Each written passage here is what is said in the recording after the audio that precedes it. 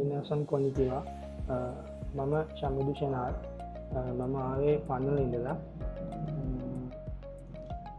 අවුරුදු දෙකක් වගේ නිකන්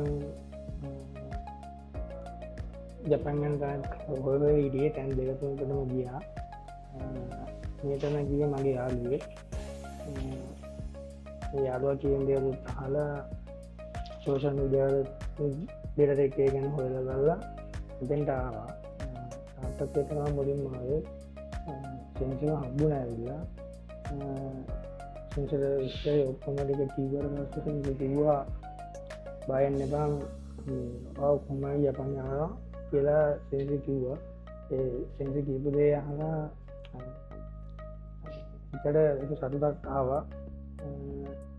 සෙන්සර් කිව්වේ හැමදාම ක්ලාස් එකට ඇවිල්ලා වැඩි කරගන්න ඒක ටික සෙන්සර් කරලා දෙන්නම් කියලා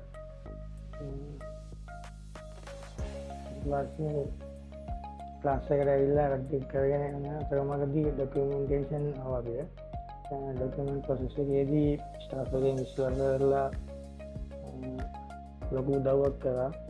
මම ජොබ් එකක් කරන ගමන් තමයි ක්ලාස් එකට ගිහින්නේ ජොබ් එක කරන අතරතුර